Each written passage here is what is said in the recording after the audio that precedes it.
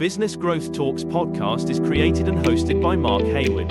In this show, we talk about how to grow a business in the growth stage. The growth stage is often marked by rapid developments, increased revenue, and an escalating customer base. In each episode, we talk to entrepreneurs and business owners who have grown businesses, and we cover topics like scaling processes, market expansion, financial management, human resource and talent development, and customer retention. If you are looking for actionable advice, tips, and techniques on how to grow, run and build your business, this is the podcast for you.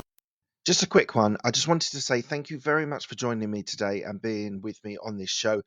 One thing that is really important I want to share with you is this show is growing really well, and I'm so proud of it, and I'm so pleased that you're enjoying this content. But if you could please hit the follow and subscribe to this channel, it will really help the channel on its being able to grow and the people that we can have on this show. So please do consider, if you have a moment, please can you hit the subscribe button and the follow button, and I would really appreciate it. Welcome everyone to the Business Growth Talks. You are joining me where we deep dive into the DISC model and exploring the understanding the different leadership and personality styles that can boost your team's performance and drive success for you. The DISC leadership model is a powerful behavioral assessment tool that helps leaders understand their own leadership style and how they interact with others.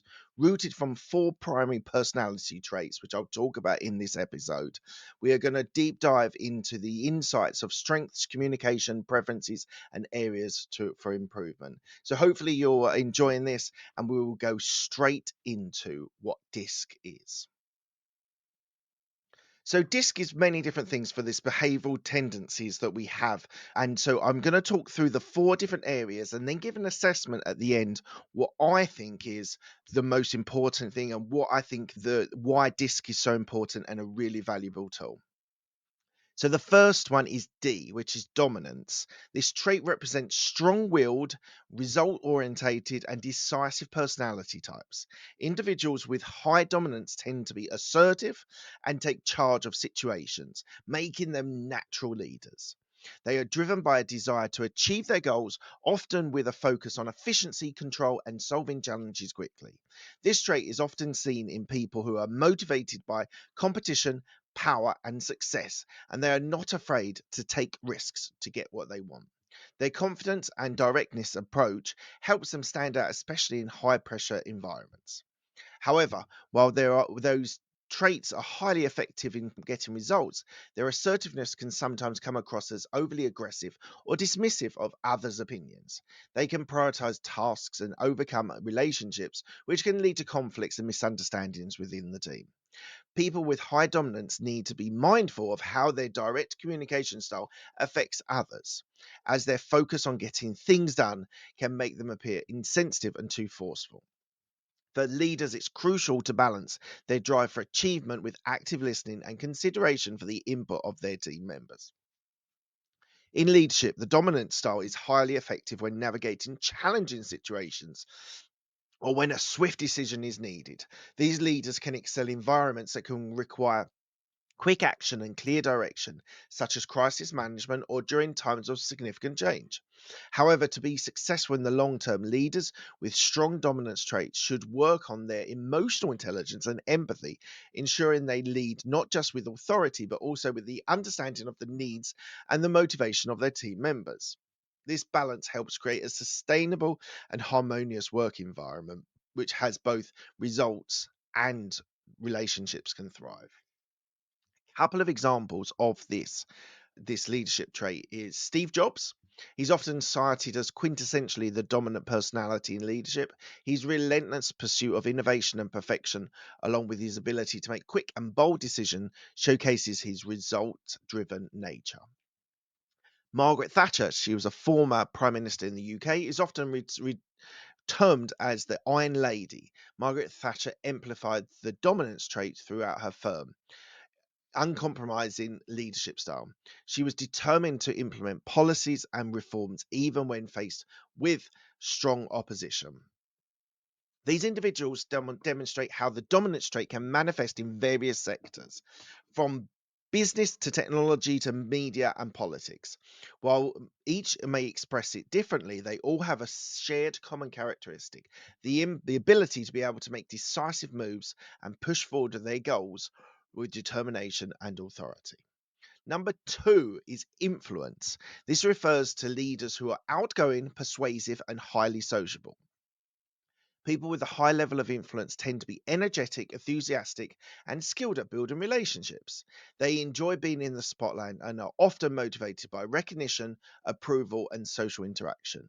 These individuals are excellent communicators, often using their charm and optimism to inspire and motivate others. They thrive in environments that allow them to express their ideas, collaborate with others, and maintain a positive atmosphere. While their charisma and ability to connect with others makes them effective in roles that require persuasion and teamwork, those with high influence may sometimes struggle with following through on tasks. Their preference for social interaction and broad thinking can lead them to overlook details or lose focus when it comes to execution. Additionally, they may avoid conflict or challenging conversations in favor of maintaining harmony, which can sometimes prevent them from addressing critical issues head on.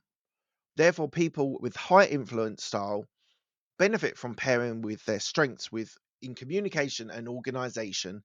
Um, in leadership, individuals with strong influence traits are often well suited for roles that require team building, motivation, and positive workplace culture.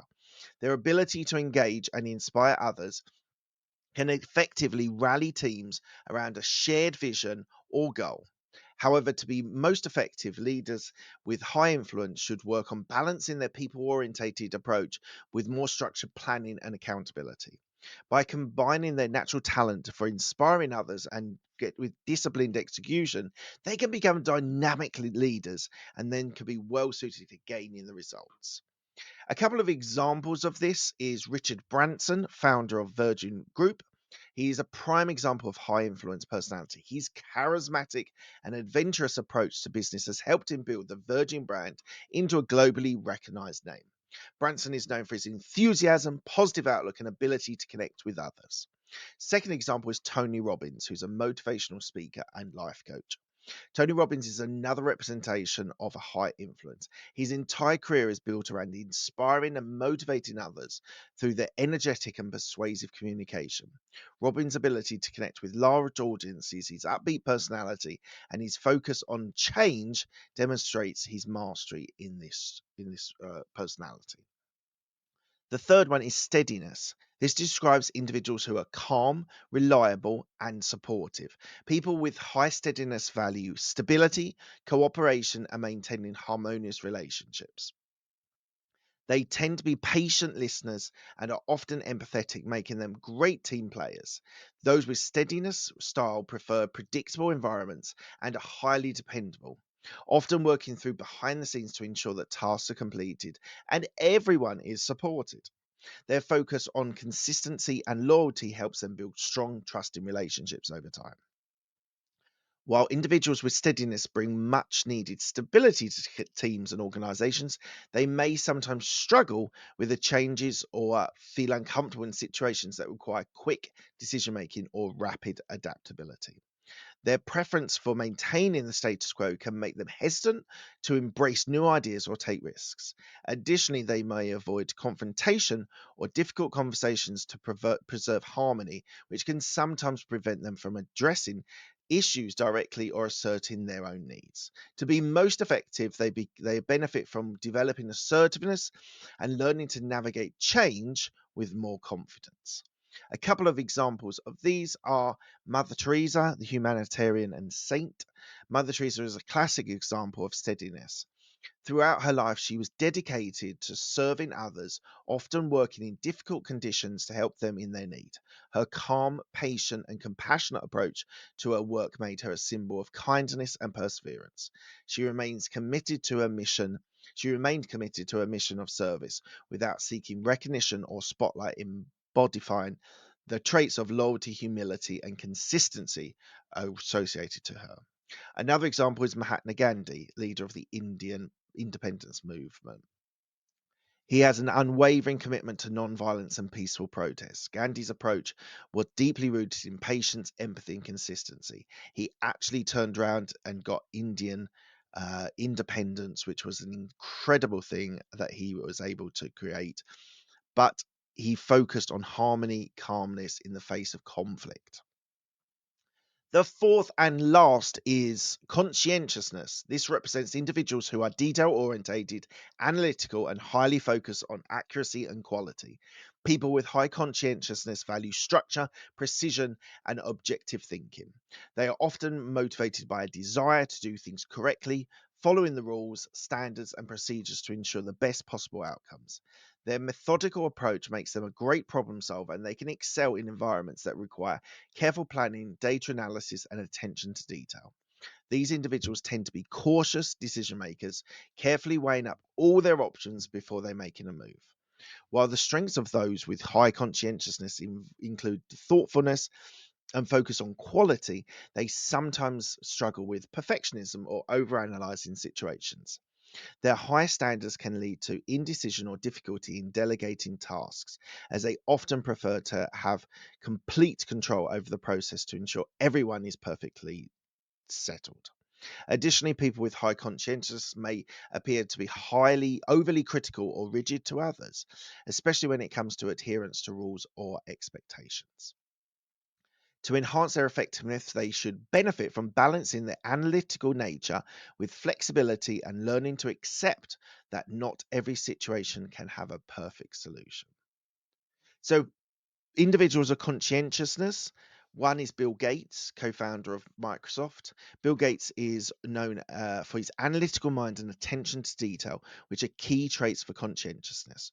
Throughout his career, Gates demonstrated a methodical approach to problem solving and a deep focus on innovation and quality.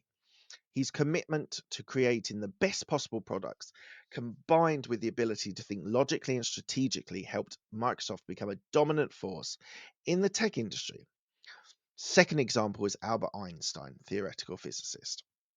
Albert's meticulous approach to his work in physics is a hallmark of high conscientiousness, known for his groundbreaking theories, including the theory of relativity. Einstein's success was driven by his relentless focus on accuracy, research, and careful analysis. His ability to deeply explore complex ideas and his commitment to scientific rigor made him one of the most influential scientists in history. So these are examples of conscientiousness. So, what's my thoughts about DISC? So I'm a big fan of DISC. It is a valuable tool for assessing the diverse personalities of leaders and managers, offering a clear framework for understanding how different traits influence our behaviors and interactions in the workplace. By categorizing individuals in dominance, influence, steadiness, and conscientiousness, the DISC assessment allows organizations to identify the unique strengths and challenges that each leader brings to this role. Leaders with dominant excel in driving results and quick decision making. Those with influence inspire and connect with others. Individuals with steadiness foster stability and cooperation, while those with conscientiousness brings focus and detail and precision. This variety of leadership styles highlights the importance of diversity in how leadership and management can be approached. However, it's essential to recognize that each personality type comes with its own set of potential challenges. For instance, while dominant leaders may excel in high pressure environments, they may need to develop more empathy in their interactions. Similarly, with high steadiness can benefit from becoming more adaptable in certain times of change. The DISC model emphasizes self-awareness and the ability to adapt one style to suit different situations and teams' needs. While no one leadership style is superior to another, understanding how to balance the strengths and improve the weaknesses through this model can enhance overall team dynamics and leadership effectiveness. Ultimately, DISC is a practical and effective assessment tool for understanding and developing leaders and management styles. It offers insights that can lead to better communication, more productive teams, and improved leadership strategies. While not a one-size-fits-all solution, DISC provides a useful framework that encourages self-awareness, collaboration, and growth, making it a valuable asset in fostering a cohesive and effective workplace. Look, thank you very much for joining me on this show. I really do appreciate you being with me while I analysed and went through the DISC management and leadership style. So please, if you're enjoying this content, please don't forget to like this comment. Please give it a thumbs up and comment below if there's any other people that you think are more relevant to the DISC, whether it's DISC. But if you are, be sure to subscribe to the channel for more insights in leadership and personal development and business growth. Thank you so much for your time. Have a lovely day. Thank you for listening to Business Growth Talks. This podcast is released every Monday, so don't miss an episode by subscribing to all podcast platforms, including Apple and Spotify. Have a great day.